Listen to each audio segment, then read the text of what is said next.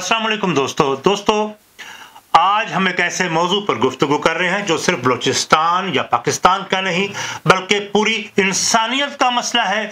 और बलूचिस्तान के लापता अफराद, क्या फिर सवाल है, क्या ये एक प्रॉक्सी जंग है? क्या ये सिर्फ झूठ और प्रोपेगेंडा है? क्या रियासत अपने ही अवाम को गायब करके उनको कत्ल कर देती है? फिर ये इंतहाई तकलीफ दे सच्चाई है जिसे फिर छुपाया जा रहा है।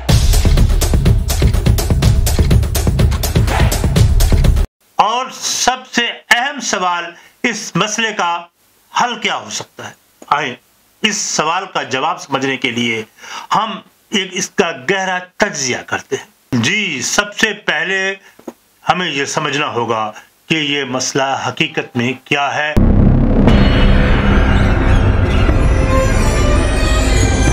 बलूचिस्तान में लापता अफराद का मसला पिछले 20 सालों से बढ़ता ही क्यों जा रहा है? ये सिर्फ एक सियासी और समाजी मसला नहीं, बल्कि ये यकीन कीजिए ये इंसानी अलमिया बन चुका है।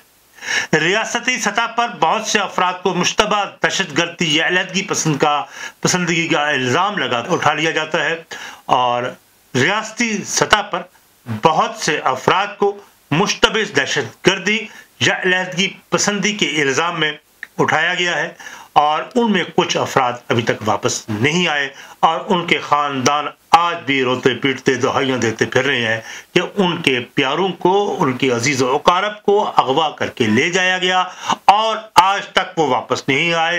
पाकिस्तान सुप्रीम कोर्ट आला अदलिया ने भी बारहा इस मसले पर नोटिस दिया और कहा यह एक हकीकत है जिस पर रियासत को जवाब देना होगा। लापता अफराद की फहरिस्त में हजारों अफराद शामिल हैं जिन्हें कभी गुमशुदा या मकतूल करार दिया गया और उनके अहले खाना आज भी इंसाफ का मुतालबा कर रहे हैं।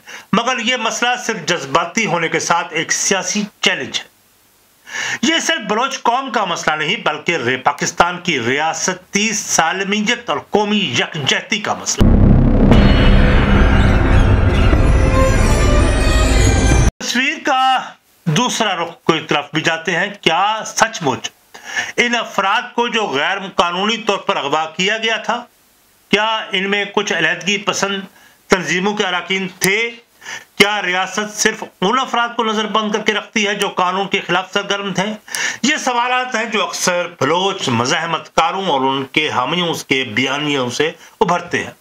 कई अफराद जो लापता करार दिए गए हैं बाद में अलहदगी पसंद तंजीमों के साथ फिर हमें इस खबरें आती हैं, बल्कि वो सामने आते हैं कि वो सरगर्म पाए गए या बैरून मुल्क में वो सरगर्मियां उनकी नजर आती हैं।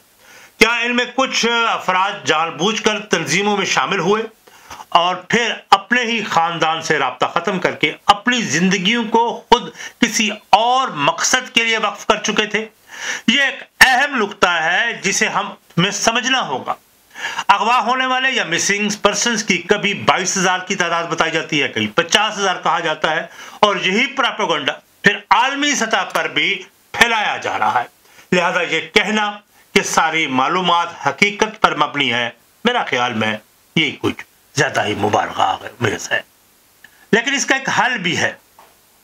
रियासती अदारों के हवाले से जो मैं अब बात करने लगा हूं उसका हल, मसले का हल मेरे अपनी नाकस राय में तो यही है कि एक ट्रुथ एंड जस्टिस कमीशन कायम किया जाए।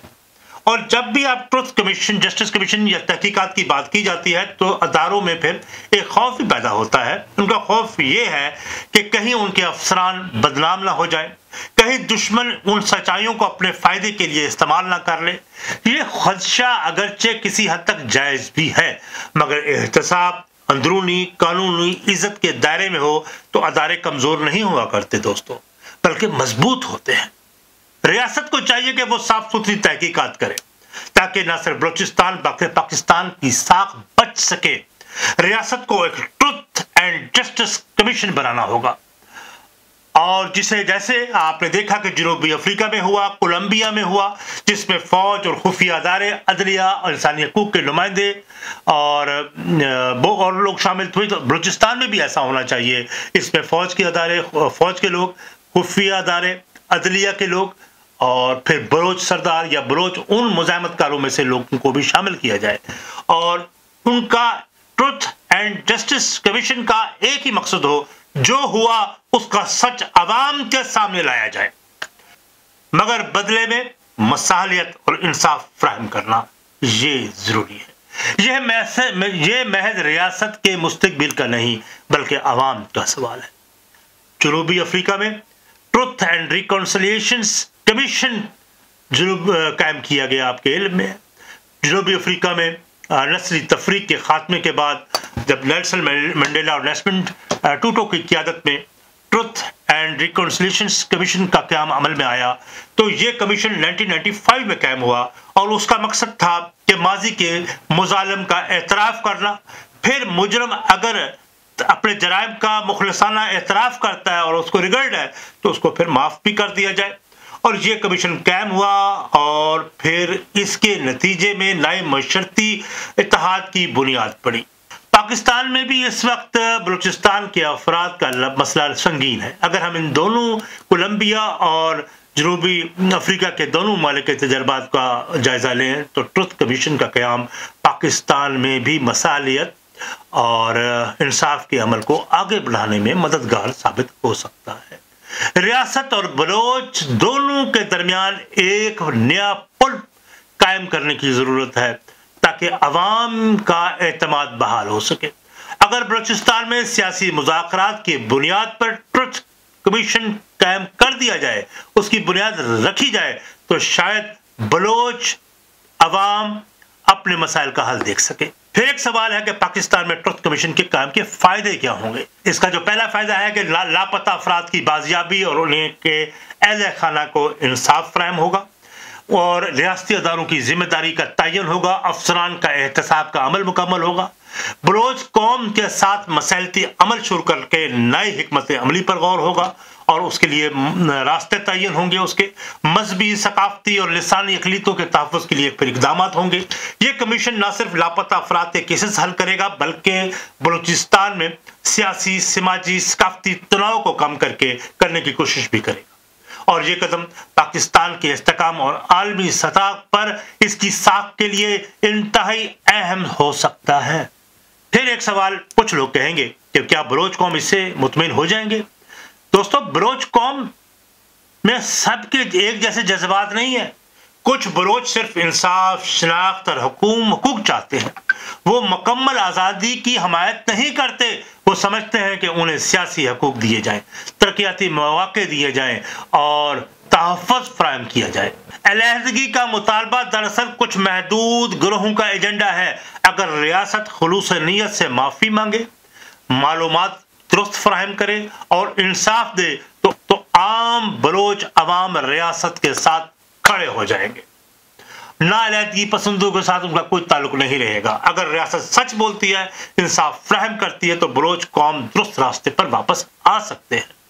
और सबसे अहमियत की बात है कि ट्रुथ एंड जस्टिस कमीशन ऐसा बनाया जाए जिसमें तमाम अदारे, तमाम लोग शामिल हों। उन मजलूम लोगों को, उन अहले खाना को, मज़ाहमतकारों को शामिल किया जाए। वो जो अहले खाना जिनके साथ ज्यादती हुई है उन लोगों को शामिल किया जाए। उन मजलूम या दावा करने वालों की लीडरशिप शामिल हो। आला सतह की अदालत शामिल हो जो मावराए कत्ल की अदालत की तहकीकात करे और मुजरिम को करार वाक़ई सजा दे। मुतासरा खानदानों से बातचीत की जाए, माली और नफ्सियाती तौर पर मदद फराहम की जाए और वापसी के ख्वाहिशमंद अलहदगी पसंदों के लिए महफूज रास्ता दिया जाए और गैर मुबहम प्रोग्राम उनको दिया जाए। उनको श्योरिटी दी जाए कि उनके साथ ज्यादती नहीं होगी, क्योंकि सबसे बढ़कर तो ये मसला सिर्फ सिक्योरिटी का नहीं बल्कि इंसानी इज्जत और वकार का भी तो है। ये माँ अपने बेटे की तस्वीर लिए दुहाई दे रही है तो वो अलहदगी नहीं मांग रही, वो इंसाफ मांगती है। जब एक बच्चा अपने बाप के इंतजार में जवान होता है तो वो बदला नहीं चाहता, वो हकीकत चाहता है उसका बाप कहाँ गया। रियासत का सबसे बड़ा हथियार बंदूक नहीं होता दोस्तों, एतमाद होता है। आए हम सच बोलने का हौसला रखें, अपने अंदर हौसला पैदा करें, क्योंकि जहां सच बोला जाता है वहां जंग नहीं होती और जहां जंग नहीं होती वहां मसाइलियत भी होती है। और अल्लाह हम पाकिस्तान को शादो आबाद रखे, महफूज रखे और मेरे बलोच भाइयों के लिए, बलोच कौम को कि उन जख्मों पर हम मरहम रखने की कोशिश करें, क्योंकि हम ये समझते हैं कि हालात करवटें लेते हुए हालात बहुत आगे संगीनी की तरफ बढ़ चुके हैं। ऑपरेशन सर्च लाइट मशरकी पाकिस्तान सबको याद होगा कि कुछ जर्नलों की हट धर्मी की वजह से आखिरकार मशरकी पाकिस्तान अलहदा हुआ। ऑपरेशन सर्च लाइट के नाम पर लाखों बंगालियों का कत्ल हुआ और ताकत का बेदरेग इस्तेमाल करके हमने कुछ ना पाया, सिर्फ हमला मुल्क को गंवा दिया था। अल्लाह पाकिस्तान का हाफिज हो और बलोच अवाम का भी। और मैं ये समझता हूं कि आज का जो व्लॉग है बलूचिस्तान के हवाले से एक अहम व्लॉग है। अगर आप इस व्लॉग को अगर पसंद करते हैं, अगर आपको मेरी राय से इत्तेफाक है तो सब्सक्राइब कीजिएगा, कमेंट कीजिएगा और शेयर कीजिएगा और अपनी राय में बताइएगा और कहिएगा हम बलोच कौम के उनके दुरुस्त मौक़िफ़ के साथ हैं। पाकिस्तान जिंदाबाद।